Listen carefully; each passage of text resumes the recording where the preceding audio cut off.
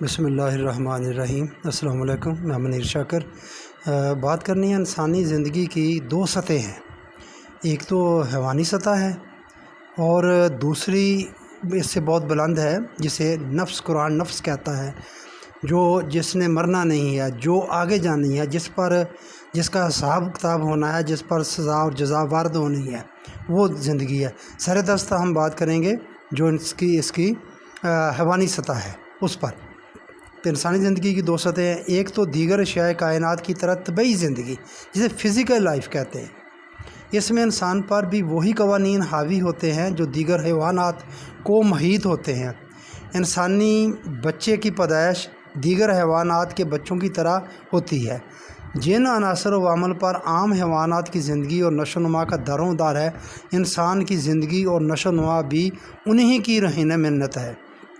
کھانا پینا، سونا جاگنا، صحت، بیماری، سلسلہ تولید و تناسل، موت وغیرہ سب طبعی قوانین کے مطابق واقع ہوتے ہیں۔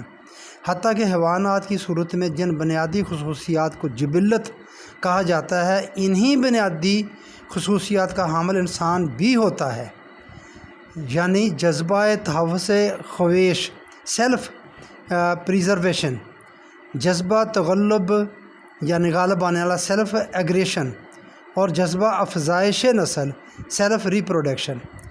یہ جذبات بنیادی جبلتیں قرار دیے جاتے ہیں اور عام حیوانات اور انسانوں میں یکساں پائے جاتے ہیں۔ یہ ہے اس کی حیوانی سطح جو جانوروں سے جس طرح یہ ملتا ہے۔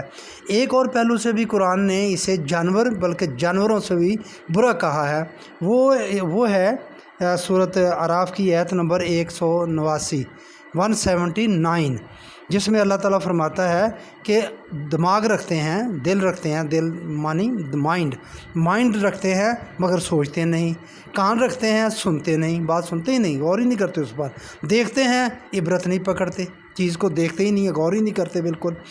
تو وہ کیا ہیں؟ وہ جانور ہیں، بلکہ جانوروں سے بھی گئے گزرے۔ وہ بھی ایک پہلو ہے انسان کا۔ وہ دیکھنے میں تو انسان ہی نظر آتے ہیں، ان کی کوئی الگ سے کلاس نظر نہیں آتی، نہ ان کی شکلیں کو بگڑتی ہیں، مگر قرآن کہتا ہے کہ یہ جانوروں سے بھی برے ہیں۔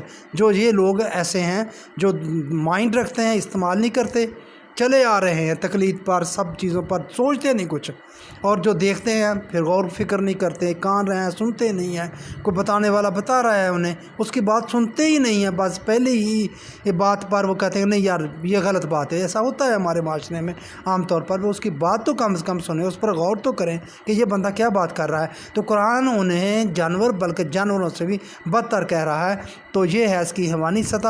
تو انشاءاللہ اگلی نشست میں بات کریں گے انسانی ذات پر جسے قرآن نفس کہتا ہے۔